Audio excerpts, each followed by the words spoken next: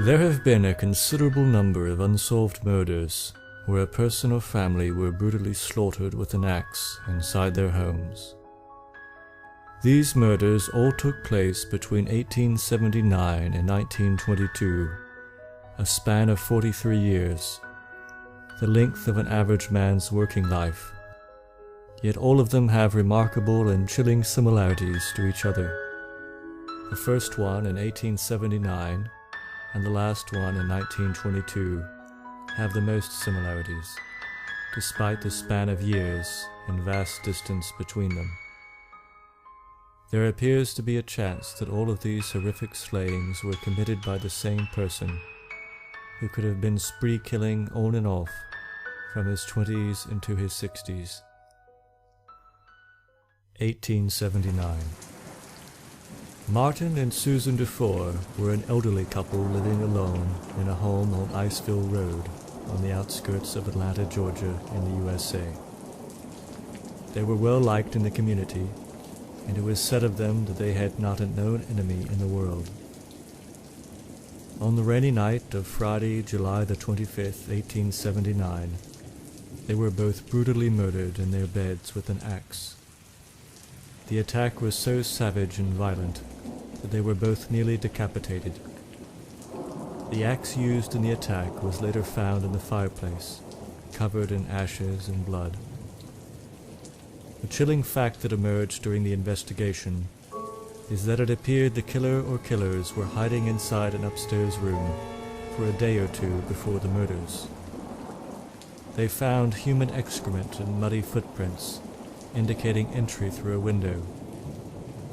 The killer or killers waited until Friday night before creeping downstairs to slaughter Mr. and Mrs. Dufour. Barefoot footprints were also found from the house to the woodshed, where the killer or killers retrieved the axe on that rainy night. Robbery was not the motive, as many valuable things remained untouched, including the owner's stash of silver, which was in plain sight. It also appeared that the murderer or murderers were in no hurry, and helped themselves to some food and milk in the kitchen, either before or after the slayings.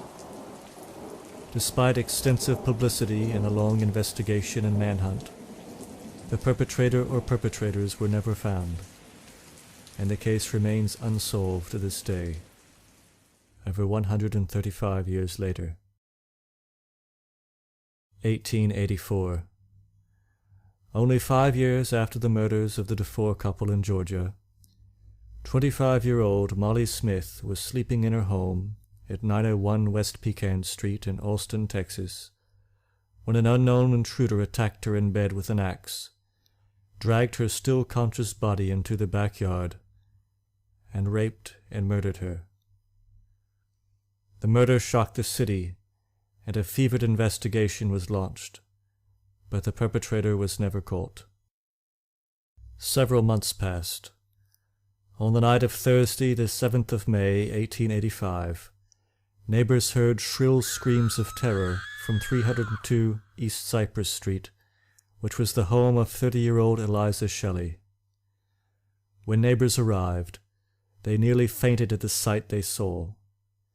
Miss Shelley had been murdered with an axe so viciously that her head had been split open and her brain was exposed, and her entire bed was bright red, having been soaked with blood. They found a single footprint from a barefoot person in blood, but her killer was never caught. The city of Austin, after these two terrible murders of random people in their city, was justifiably very frightened.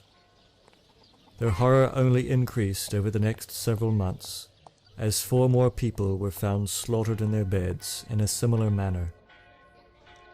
Panic reached a fever pitch when, on the night of Christmas Eve 1885, 2 more people were found butchered in their homes. Then the killing stopped, as suddenly and randomly as they had begun. The 8 crime scenes all had certain things in common. No apparent motive, nothing stolen, and a bloody axe or similar sharp implement was left behind. Each was murdered in their beds, or occasionally dragged into the backyard first. Sometimes footprints were found, but police bloodhounds were, for some reason, never able to pick up the trail of the murderer. Another chilling detail is that in every case, no nearby dog ever barked or raised an alarm, even those that were fenced in close to the house. All 8 murders remain unsolved. 1897. 12 years passed by, and our story moves to the rural community of Paradise Ridge, Tennessee. At about 10 p.m. on the night of Tuesday, the 23rd of March, 1897, a local man went to get a glass of water before bed, when he noticed a strange glow about a half-mile in the distance. He realized it was in about the same location as the farm of his neighbors, the Aid family, so he quickly rode out to see what had happened. What he found was shocking. The Aid family farmhouse and every other building on the property was on fire, with some buildings already having fallen down from the flames. Then it began to rain. He went to the farmhouse and saw a truly grisly sight. The entire Aid family had been brutally murdered with an axe. Mr. Jacob Aid, aged 60, his wife Pauline, aged 50, their daughter Lizzie, aged 20, and son Henry, aged 13. Reconstructing the events, it seems that the entire family was sitting in the parlor at about 8 p.m. when the intruder suddenly appeared and killed Mr. Aid with a blow of the axe while he was still sitting in his chair. The rest of the family panicked and tried to escape, but he finished them off one by one. The body of a 10-year-old neighbor girl, Rosa Morier, was also found in the rubble, but her body was not as badly burned as the others. It was speculated that she had initially been able to escape while the family was being murdered, but the killer ran after her, catching and killing her, then threw her body back into the burning house. She was found with one arm raised above her head, with a hand cut off, and her skull split open. Robbery was not a motive, since there was a large amount of cash and other valuables within easy reach that were not taken. Chillingly, as in the Dufour murders, there was evidence that the killer had fixed himself a meal before setting the house ablaze and leaving. Despite a massive investigation, the perpetrator was never found. A gravestone now sits in the lonely field where the Aid home once stood. 1911. 14 years passed quietly by, without any reports of the kind of horrors on this list. If these were all the work of a single killer, it is possible that he either went dormant, as we know sometimes happens with serial killers, or else he was killing people one at a time, or possibly did commit similar crimes which, being over a century ago, we simply have no current record of, or which were blamed on the wrong suspects. What we do know is that on June the 8th, 1911, a family of 4 was found murdered in their house in Ardenwald, Oregon, near Portland, by means of an axe. The bodies of the children were found in their beds, but the bodies of the parents were found in another part of the house. There was no obvious motive, and the killer was never found. 1911. Only a month after the slayings in Oregon, concerned neighbors entered the home of Mr. and Mrs. Archie Coble, near Rainier, Washington. They had both been murdered in bed with an axe. Nothing of value had been taken from the house. Many noted the similarity to the horror only a few weeks earlier in the neighboring state, but there were few clues to go on. Before 2 more months had gone by, however, the body count would accelerate dramatically as the killer moved back east. 1911. On the night of Sunday, the 17th of September, 1911, in Colorado Springs, a person wielding an axe entered the home of Mrs. Alice May Burnham and murdered her in her bed, along with her 6-year-old daughter and 3-year-old son. Mrs. Burnham's sister found the bodies 3 days later when she went to the home after becoming concerned about not hearing from them. After seeing the mangled bodies, she ran out of the house and screamed for the neighbors. Many people quickly arrived, with the noticeable exception of the Wayne family next door. Some people went over to see why they hadn't come out, only to discover the grisly sight. Mr. Henry Wayne, his wife Blanche, and their 1-year-old baby had also all been slaughtered in their beds with an axe, so horrifically that their skulls were crushed. The axe itself was found nearby. It was discovered that the killer had entered through a window. After butchering each person, he carefully made up the beds, tucking each bloody corpse into the sheets as if putting them to bed. As in previous cases, there was nothing missing, and robbery was therefore not a motive. Both houses were also found locked from the inside. 1911. Only 13 days after the massacre of the 2 families in Colorado Springs, members of the First Presbyterian Church in Monmouth, Illinois, arrived for the Sunday morning service, only to discover the church doors still locked. They phoned the caretaker, Mr. William Dawson, whose responsibility it was to unlock the church that morning, but he didn't answer his phone. A few of the men went to his house to fetch him. When they arrived at Mr. Dawson's home, they found the window blinds all closed. On going inside, they found the bodies of Mr. and Mrs. Dawson and their teenage daughter, dead in their beds with their skulls crushed. Robbery was not a possible motive because, as in all the previous murders, nothing had been stolen from the house. 1911.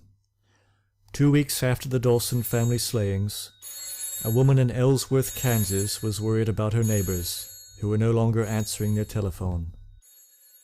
She walked over to check on them and found their door ajar. She went inside and found that the entire family of 5 had been murdered in their beds. Mr. and Mrs. Sherman and their 3 children, all of them killed with an axe. The axe had been stolen from another neighbor's yard and was left inside the house. Strangely, their telephone was covered with a piece of clothing, perhaps to muffle the sound of the ringer. 1911. The pattern of a family murdered approximately every 2 weeks continued. Since 2 weeks after the Sherman family killings, the killers struck again in Mount Pleasant, Iowa, but this time unsuccessfully. On the morning of Tuesday, the 30th of October, 1911, Mr. J.B. Jordan left his home for work. He left by the kitchen and neglected to lock the door on his way out. 20 minutes later, his eldest son heard his mother yell from downstairs and rushed down to find her laying in bed covered in blood with a serious head wound. She soon went into unconsciousness and on waking up had no memory of the attack, though she had been attacked so brutally that she was now blind in one eye. Nothing of value was taken from the home. 1912. 8 months later, the killer returned to Kansas, this time to the town of Paola. Neighbors were concerned that a young couple who lived nearby, 21-year-old Mr. Roland Hudson and his wife, had not been seen lately. They went to their house and discovered that they had both been murdered in their beds. Nothing of value was taken. One of the window screens had been cut and set aside so that the killer could obtain entry to the house. Very creepily, the same night as the Hudson murders, another family in the same town awoke to the sound of a lamp crashing to the floor somewhere inside their house. A man was then seen leaving. They later discovered that he had entered through a window. The local sheriff believed that this had been the same home invader responsible for the previous murders. one can only say that this family was very fortunate. 1912. Less than a week after the previous murders, the killer returned to Iowa, to the town of Villisca. On the morning of Monday, June the 11th, 1912, Mrs. Mary Peckham went to check on her neighbors, who were not out doing their morning chores as usual. She knocked on their door, but received no answer. Most people kept their homes unlocked in this day and age, especially in farming communities, so she tried the door handle, but it was locked. She called over another neighbor who had a spare key, and after going inside, they discovered the horrible crime scene. The entire Moore family had been annihilated. Mr. Josiah Moore, aged 43, his wife Sarah, 39, their daughter Catherine, aged 10, and their 3 sons, Herman, aged 11, Arthur, 7, and Paul, 5. In addition, 2 girls, sisters, who were having a sleepover with the Moore daughter, were also butchered. Lena and Ina Mae Stillinger, aged 8 and 12 respectively. Mr. Moore had received so many horrific blows to his face that his corpse was unrecognizable, and his eyes were missing. The killer had swung the axe so fiercely that there were gouge marks on the ceiling from the upswing. The bloody axe was found in the room downstairs where the girls had been sleeping. One of the girls had apparently woken up during the attack, since she had a deep wound on her arm, as though she had held it up in defense.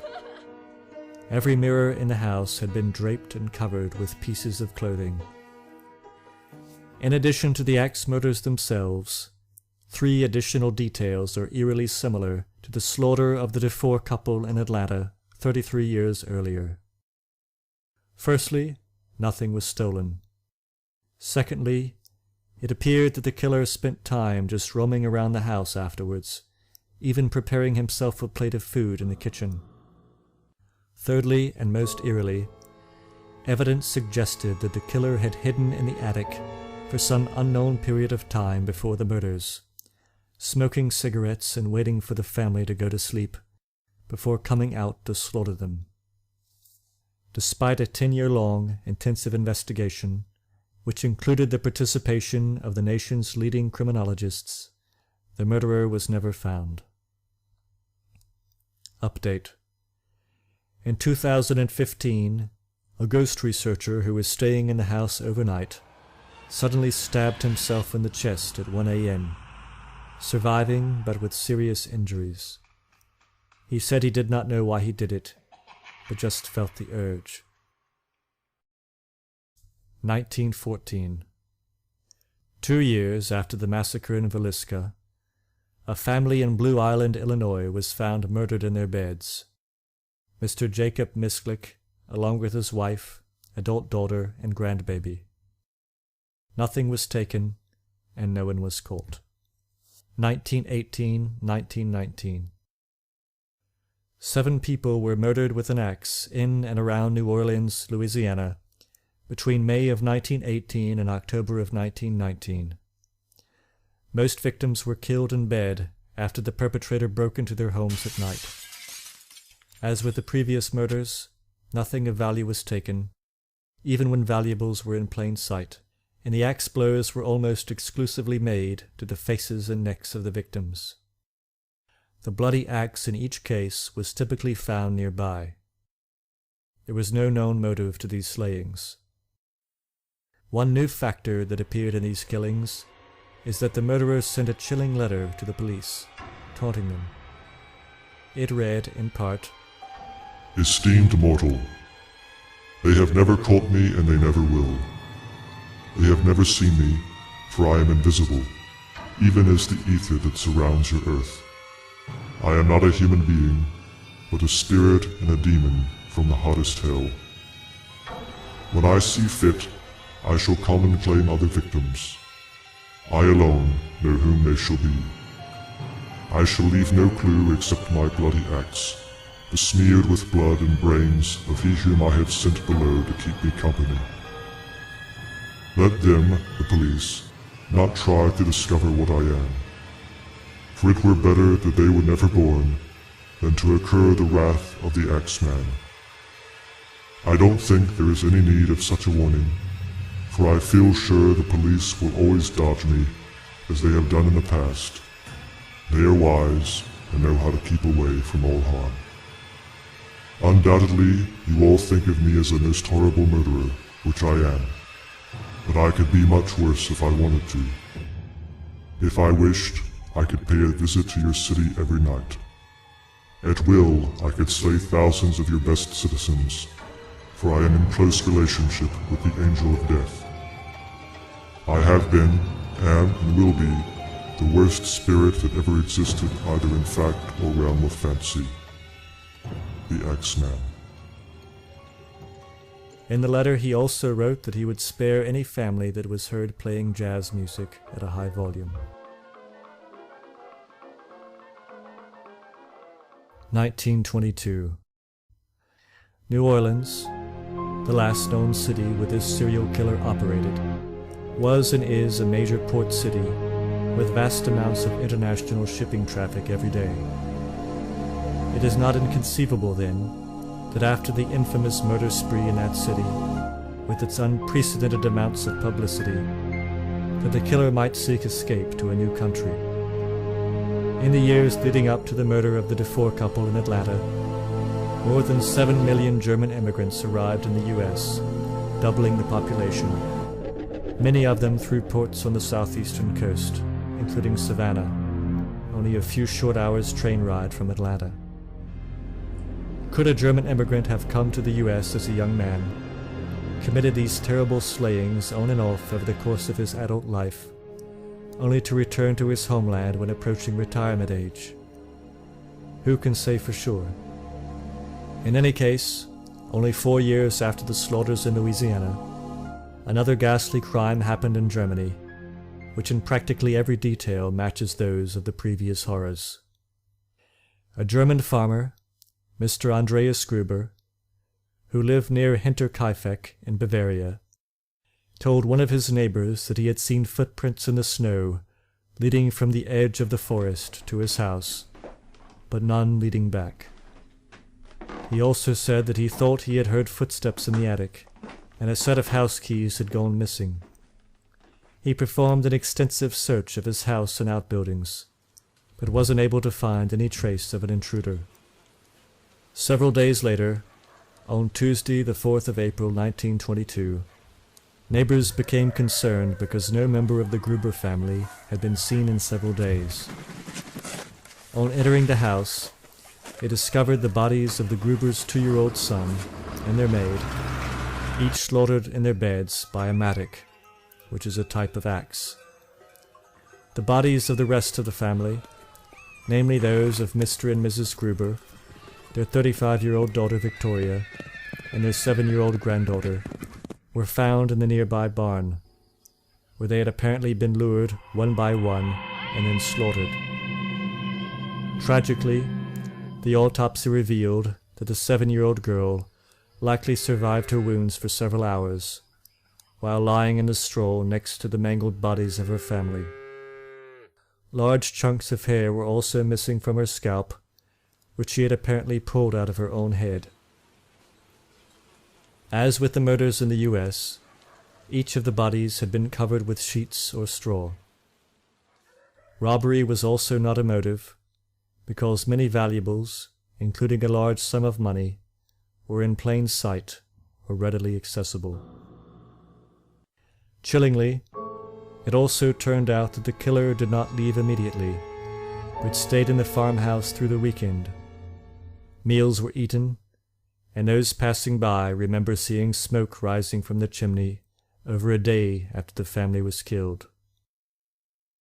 Investigators noted that it seemed the killer was unusually well skilled with the use of an axe, since all of the blows were very precise and confidently delivered. Over 100 suspects were interviewed, but no one was ever arrested due to lack of evidence. The heads of the victims were sent to Munich for evaluation, but at some point they were lost, and so the headless bodies of the victims now rest in their graves. It later came to light that 6 months before the atrocity, the Gruber family maid had quit, claiming that the house was haunted. The farmhouse was demolished a year later, and a memorial now stands at the site. Postscript. If all of these crimes were the work of the same serial killer, then he murdered, at minimum, 61 people. Someone as cold-blooded and maniacal as him no doubt killed many more who were never accounted for, or for which records have been lost.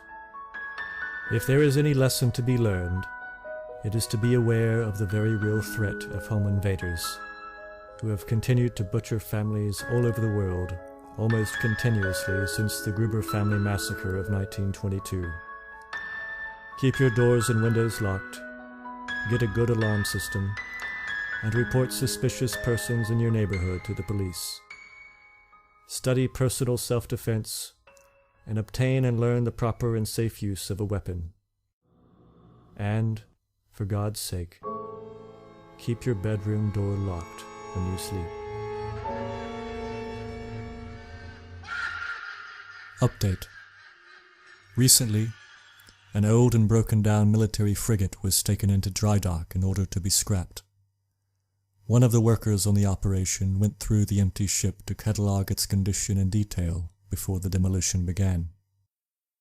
There was no longer any electricity aboard, and all he had with him was a dim flashlight and a camera as he walked alone through the deep, dark passages of the abandoned vessel. Since his camera had a flash, he would turn off his flashlight before taking photos, and he took hundreds of photos in this manner. Not long after sending all of his photo files to his supervisor, the worker received a worried and frantic call from his supervisor, asking who the man with the axe was. The worker had no idea what he was talking about, since he had been inside the ship alone. The supervisor then emailed him the photo in question. The worker was shocked when he saw it.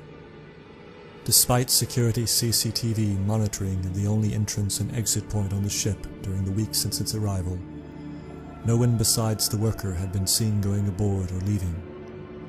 A thorough search of the ship was performed, but no one was found. Has the Axeman returned?